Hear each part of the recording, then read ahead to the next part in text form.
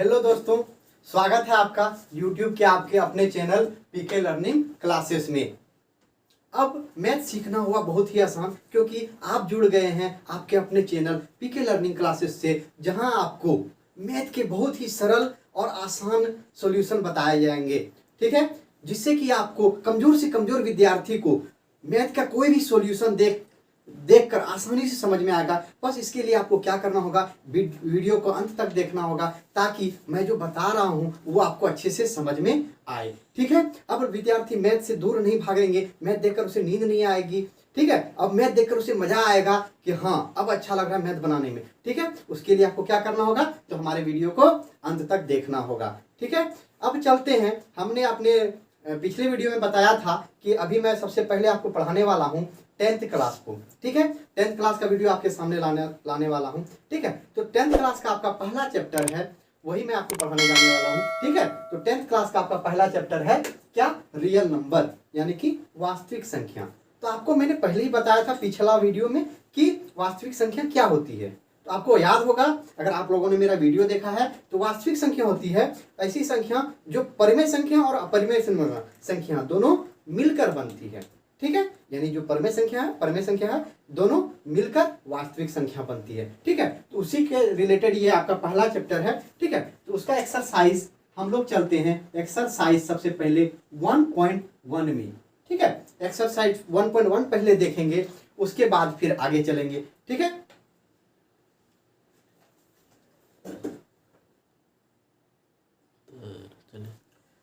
तो इस पहले चैप्टर का आपका पहला नंबर का क्वेश्चन क्या कह रहा है कि निम्नलिखित संख्याओं का एचसीएफ ज्ञात करने के लिए यूक्लिड विभाजन प्रमेय का प्रयोग करें।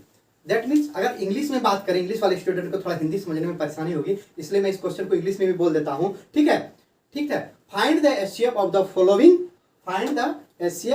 Following questions by using Euclid algorithm. ठीक है, उसके यूक्लिड एल्गोरिथम के उपयोग से क्या करना है, हमको एचसीएफ ज्ञात करना है। आपको याद होगा, इससे पहले हम लोगों ने बचपन में या पहले जब भी क्लास पढ़े हैं 6th क्लास 7th क्लास में, आप लोग एचसीएफ निकाले होंगे। जैसे पहला क्वेश्चन आपका 135 और 225 का एचसीएफ ज्ञात करना है। ठीक है, महत्तम समापवर्तक ज्ञात करना है, किसकी सहायता से, यूक्लिड विभाजन प्रमेय के सहायता से। ठीक है, तो आपने पहले क्या पढ़ा था, कैसे निकालते थे आप लोग, देखिए मैं बताता हूँ। आप लोग निकालते थे ऐसे 135 जो छोटा वाला संख्या रहता था, उससे क्या करते थे, बड़े वाले संख्या में भाग देते थे।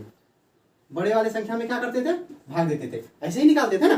ठीक है, कैसे भाग देते थे, इसमें एक बार में लगेगा भाग, तो 135 यहाँ 1 हो जाएगा। ठीक है, इसमें डिवाइड माइनस करते हैं। ठीक है, कितना हो जाएगा, 90 हो जाएगा। ठीक है, अब क्या करते थे, अब याद कीजिए, इस 90 को यहाँ पे रखते थे। अब ये मेरा क्या हो जाएगा, भाजक हो जाएगा, यानी कि क्या हो जाएगा, भाजक हम लोग डिवाइजर भी बोलते हैं, वो डिवाइजर हो जाएगा।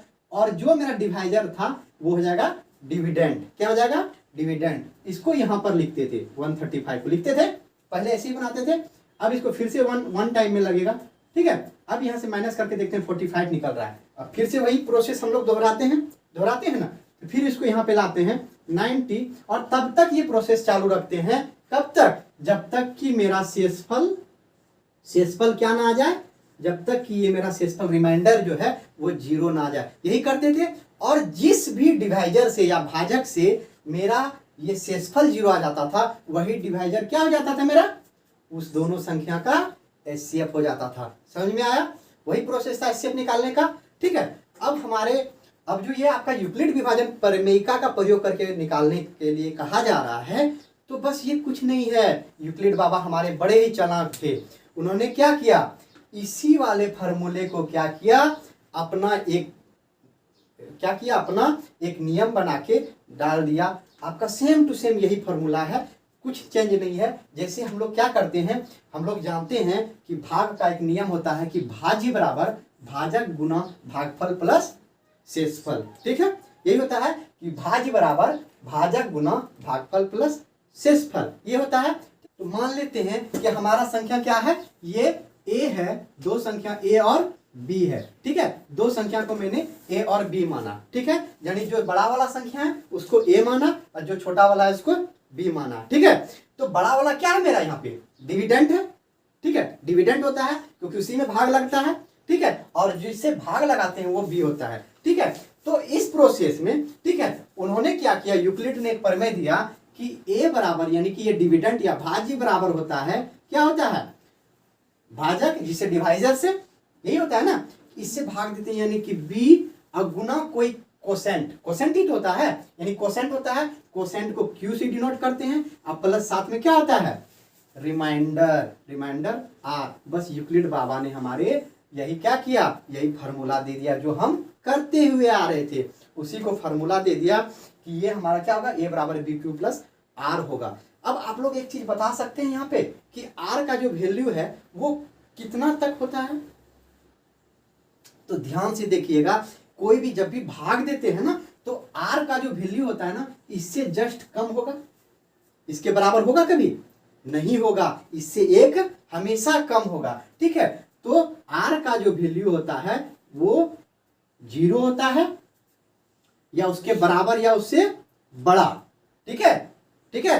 आर का value greater than equal to 0 या लेस देन किससे, इस बी से, ये बी ही है, यार बी से क्या होता है, छोटा होता है, ठीक है। इसको लिख सकते हैं जहां आर बराबर जो है वो 0 से बड़ा या बराबर और बी से क्या होगा, छोटा होगा हमेशा, ठीक है। जैसे कि हम लोग कभी भी 6 से भाग देते हैं 8 में, ठीक है, 6 से किसी भी संख्या में भाग देंगे तो ठीक है, यहां शेषफल क्या निकलेगा, 1 2, कभी ऐसा शेषफल आएगा 6 आएगा, कभी शेषफल, कभी शेषफल 6 नहीं आएगा, क्योंकि जैसे ही हम यहाँ 12 करते हैं तो ये पूरा 2 बार लग जाएगा, 11 रखते हैं तो 6 में 1 बार लगेगा, 5 तक ही आएगा मेरा शेषफल, ये शेषफल कभी नहीं आएगा, ठीक है। यानी ये जो बी है, बी शेषफल कभी नहीं आता, बी से हमेशा क्या होता है, कम ही रहता है, इसलिए जहां आर बराबर क्या होगा, 0 से बड़ा या बराबर और बी से छोटा होता है हमेशा आर, ठीक है।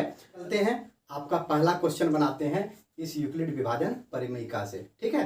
तो हमें क्या करना है, आपका पहला क्वेश्चन है 135 और 225, ठीक है, 135 एंड 225 का क्या निकालना है, एचसीएफ ज्ञात करना है, किसकी सहायता से, यूक्लिड विभाजन परिमेयिका की सहायता से, ठीक है। तो देखते हैं कैसे निकलेगा, ठीक है। तो चलते हैं, सबसे पहला प्रोसेस मैंने आपको क्या बताया था कि सबसे पहले जो बड़ा संख्या है उसको क्या करना है, उसको ए मान लेना है, तो लिखेंगे यहाँ पे, यहाँ मेरा ए क्या है, ए है आपका 225 और बी क्या है, यहाँ आपका बी क्या है 135, यही है, यानी कि ये क्या है आपका डिविडेंड और ये क्या है डिवाइजर, ये है आपका वही हिंदी में बोले तो भाज्य और ये भाजक। तो यूक्लिड ने क्या बोला था, उसका ये प्रमेय था, इसी प्रमेय को अब लगाते हैं, ठीक है। लिखेंगे यूक्लिड, क्या लिखेंगे, यूक्लिड विभाजन परिमेयिका से, क्या लिखेंगे, यूक्लिड विभाजन परिमेयिका से क्या होता है उसका प्रमेय क्या होता है, ए बराबर बी क्यू प्लस आर। तो यहाँ ए क्या है हमारा, ए है हमारा 225, तो हम यहाँ लगा देंगे 225 बराबर बी क्या है 135। अब हम देखते हैं, ठीक है, इंटू क्यू होगा। अब देखते हैं कि 225 तक पहुंचने के लिए या उससे पहले पहुंचने के लिए 135 से हम कितना बार मल्टीप्लाई करेंगे, तो हम यहाँ पाते हैं कि एक बार ही मल्टीप्लाई करना पड़ेगा, तो बस वही एक को कहाँ लिखना है, यहाँ लिखना है। अब उसके बाद कितना और जोड़ेंगे, इसमें प्लस आर है ना, यानी आर कितना बचेगा, कितना जोड़ेंगे जो 225 पूरेगा, ठीक है। तो उसके लिए हम देखते हैं यहाँ हमको 90 जोड़ना पड़ रहा है, ठीक है।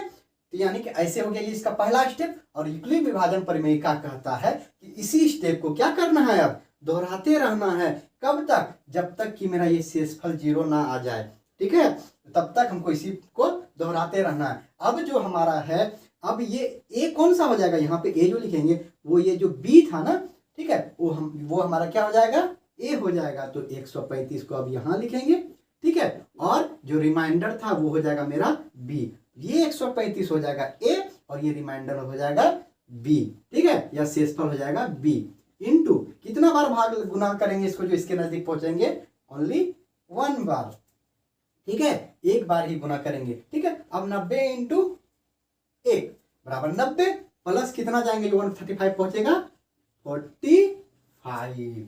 समझ में आ रहा है ना, समझ में आ रहा है। तो चलिए आगे बढ़ते हैं 45। अब क्या करेंगे, 90 को कहाँ लाएंगे, यहां पर लाएंगे, तो 90 यहां लाए, अब बराबर यहाँ क्या आएगा, ये रिमाइंडर यानी शेषफल आएगा यहाँ पे 45 को यहाँ ले आएंगे। ठीक है, अब देखते हैं इसके नजदीक पहुंचने के लिए कितना बार गुना करना पड़ता है। तो 2 बार गुना करेंगे तो डायरेक्ट कहां पहुंच जाएगा, 45 इंटू 2 इक्वल टू 90 प्लस कितना जोड़ेंगे 0। तो अब मेरा 0 आ गया, शेषफल 0 आ गया। तो इसका मतलब क्या हुआ कि ये सवाल यहीं खत्म हो गया। ठीक है, कि जब तब तक इसको ये प्रोसेस तब तक करना है जब तक कि शेषफल 0 ना हो जाए, और जिस डिवाइजर से शेषफल 0 हुआ वही क्या हो जाएगा, उस दोनों संख्या का HCF हो जाएगा। ठीक है, तब लिखेंगे कैसे, अतः यहां लिखेंगे, अतः क्या है क्वेश्चन 135 और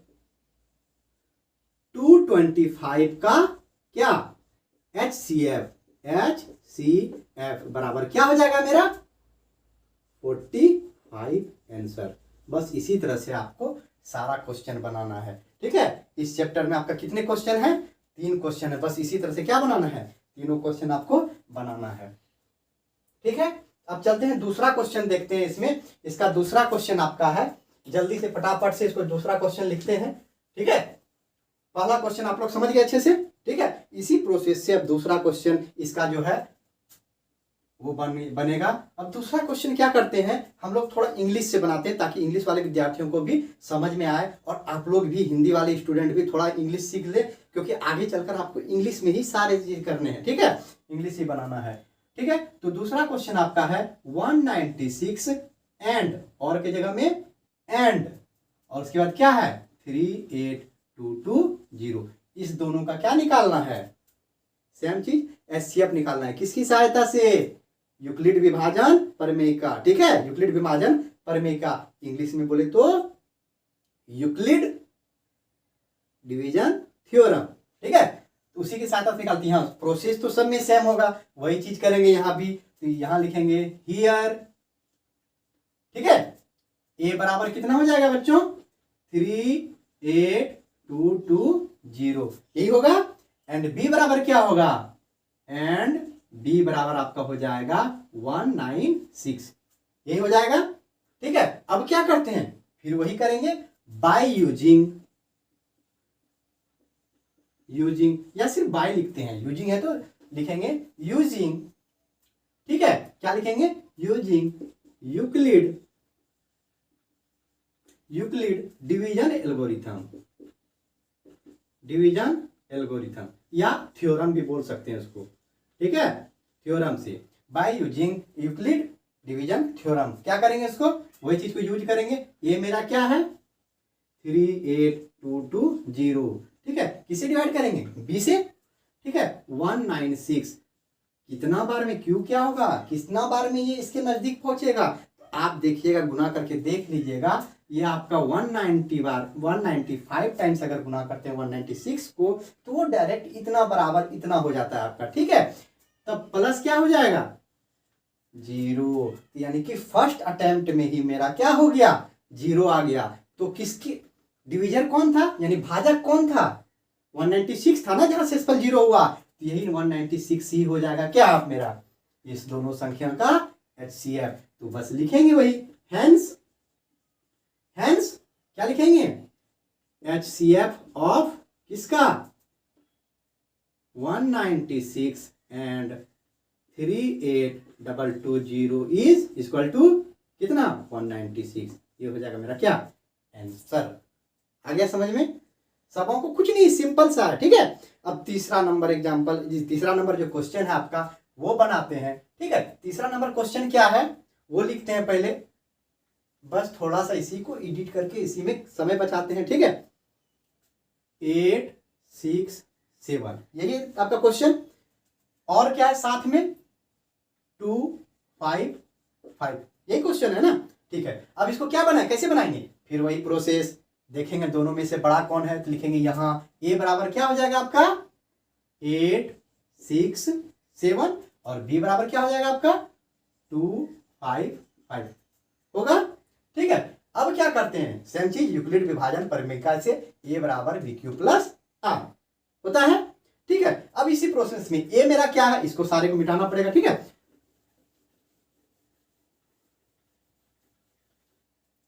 यहां मेरा ए क्या हो जाएगा, ए हो जाएगा हमारा वही 8 6 7 इक्वल टू बी है मेरा 2 5 5।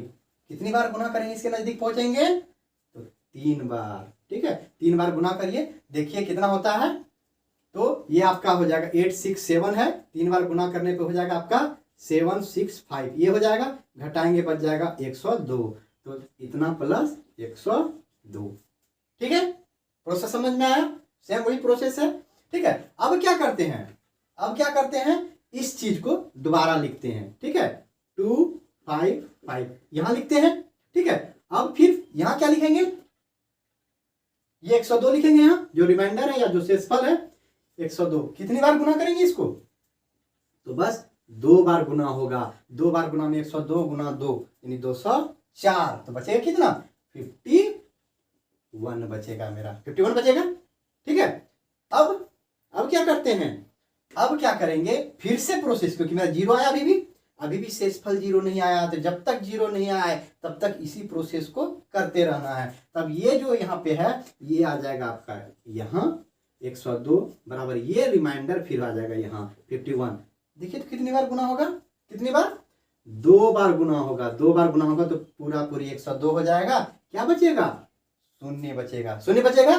ठीक है, अब देखिए शून्य आ गया, किस डिवाइजर या किस भाजक के वजह से शून्य आया, इसके वजह से 51 के वजह से। तो यही भाजक क्या हो जाएगा आपका, इस दोनों का HCF। तो लिखेंगे सेम, अतः 8 6 7 और क्या 2 5 5 का क्या HCF बराबर कितना 51 आंसर। आ गया समझ में आपको, बस यही था आपका 1 नंबर में तीनों क्वेश्चन। ठीक है, सबको अच्छे से समझ में आया।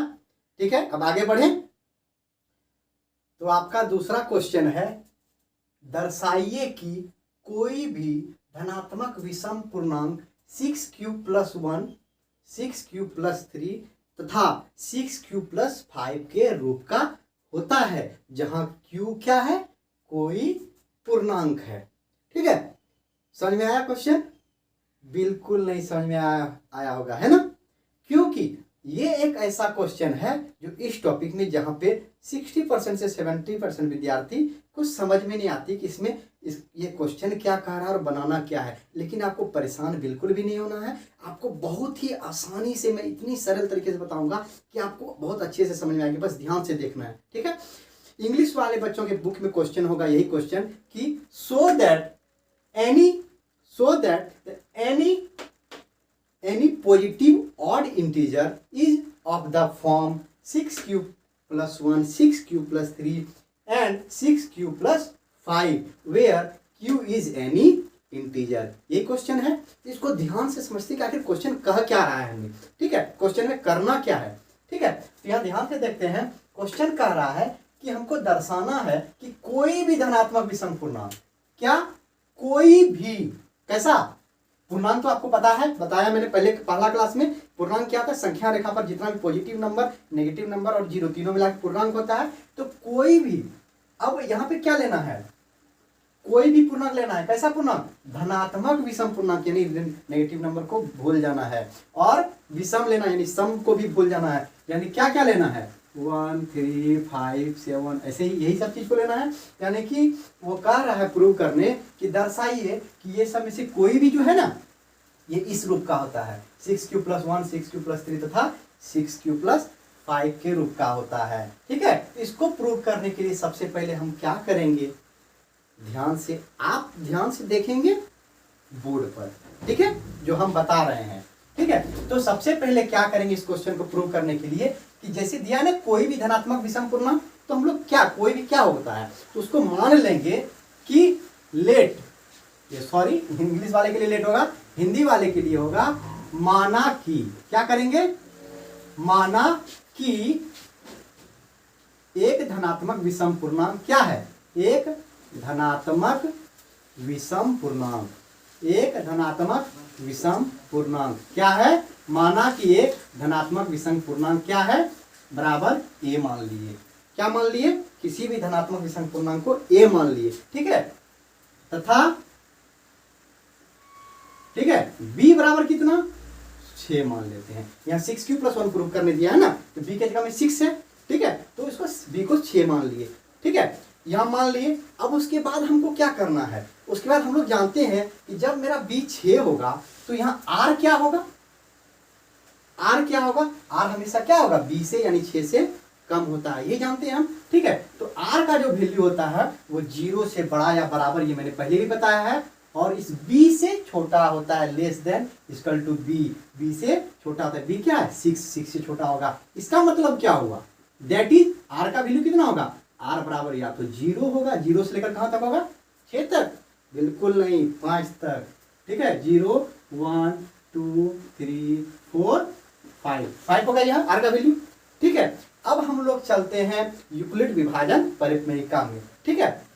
यूक्लिड, इंग्लिश वाले बच्चे को बिल्कुल भी परेशान नहीं होना है। जैसे यहाँ लिखे माना कि एक धनात्मक विषम पूर्णांक, तो आपको क्या मानना है, let a positive odd integer equal to a and b equal to 6, ठीक है, ये मानना है, let a positive odd integer equal to a और बी इक्वल टू 6, बाकी सेम ही रहेगा, ठीक है। उसके बाद क्या करेंगे हम लोग, यहाँ यूक्लिड विभाजन परिमेयिका का प्रयोग करेंगे, ठीक है। लिखेंगे यूक्लिड विभाजन परिमेयिका से, क्या लिखेंगे, यूक्लिड विभाजन परिमेयिका से, क्या हो जाएगा यूक्लिड विभाजन परिमेयिका से, क्या होगा कि हम जानते हैं वो क्या होता है, a बराबर, यही होता है ना, a बराबर बी क्यू प्लस आर होता है। तो यहाँ r का वैल्यू मेरा कितना है 0 से लेकर 5 तक है, तो सबका अलग अलग लिखेंगे, क्या लिखेंगे, सबका अलग अलग लिखेंगे, यानी a मेरा क्या है, a है ना, तो a बराबर हो जाएगा, ठीक है, a बराबर हो जाएगा b मेरा 6 है, यानी 6q प्लस, पहले r का वैल्यू 0 है तो 6q प्लस 0, मतलब कि 6q ही हुआ, ठीक है, 6q, और क्या क्या हो सकता है, और a बराबर होगा आपका, यही a बराबर होगा 6q प्लस, क्या हो जाएगा, r का वैल्यू 1 है, 6q प्लस 1 के रूप का हो सकता है ये, ठीक है, या a बराबर होगा आपका 6q प्लस 2 के रूप का, a बराबर होगा 6q प्लस 3 के रूप का, a बराबर होगा 6q प्लस 4 के रूप का, और a बराबर होगा 6q प्लस 5 के रूप का। यहां तक ये होगा ना कि a मेरा किसके बराबर होगा, 6q या 6q प्लस 1 के रूप का होगा, क्यों, क्योंकि r एक बार 0 है, 1 है, 2 है, 3 है, 4 है, 5 है, तो सारा वैल्यू लगा के देखे कि a मेरा किस रूप में हो सकता है, 6q plus 1, 6q plus 2, 6q plus 3, 6q plus 4 और 6q प्लस 5 के रूप का हो सकता है, ठीक है। लेकिन हम लोगों ने क्वेश्चन में क्या माना है कि a क्या है, एक धनात्मक विषम पूर्णांक है। कैसा पूर्णांक है, विषम और सम तो आप लोगों को मैंने बताया है ना, विषम पूर्णांक है, ये एक धनात्मक विषम पूर्णांक है। तो आपको क्या लगता है ये 6q के रूप का होगा, या 6q प्लस 2 के रूप का होगा, या 6q प्लस 4 के रूप का होगा, ये कभी नहीं होगा। कैसे नहीं होगा, क्योंकि हम q के जगह पे ठीक है कुछ भी रखते हैं, चाहे 0 रखे, 1 रखे, 2 रखे, 3 रखे, ठीक है, जहां q कोई पूर्णांक है कुछ भी रखे तो वो सम संख्या हो जाएगा, विषम पूर्णांक नहीं होगा, वो सम पूर्णांक हो जाएगा। समझ में आ रहा है ना बात, तो यानी कि a इस रूप का और इस रूप का नहीं हो सकता है। रख के देख लीजिएगा, ये हमेशा सम संख्या ही आएगा, q की जगह पे कुछ भी रखिए, ये तीनों में हमेशा सम संख्या ही आएगा, यानी सम पूर्णांक ही आएगा, ठीक है। यानी कि ये मेरा इस तीनों रूप का नहीं हो सकता है। तो इसको लिखेंगे कैसे, लिखेंगे ऐसे कि चूंकि, क्या लिखेंगे, चूंकि ए क्या है, एक धनात्मक विषम पूर्णांक है, धनात्मक विषम पूर्णांक है, यही है पूर्णांक है ना। तो यह किस रूप का नहीं हो सकता है, 6q प्लस 2, 6q प्लस 4 के रूप का नहीं हो सकता है। इसीलिए ए या यह 6q प्लस 2 तथा 6q प्लस 4 के रूप का क्या हो सकता है, नहीं हो सकता है, होगा नहीं हो सकता है। तो इससे क्या सिद्ध हुआ आपका, जब ये 6q प्लस 2, 6q प्लस 4 के रूप का नहीं होगा तो एक किस रूप का होगा, 6q प्लस 1, 6q प्लस 3 और 6q प्लस 5 के रूप का होगा। यही प्रूव करने के लिए कहा गया था ना कि दर्शाए कि कोई भी धनात्मक विषम पूर्णांक, कोई भी ये मान लिए, ठीक है। तो अब वही चीज प्रूव हुआ कि 6q + 1, 6q + 3 और 6q + 5 के रूप का होता है।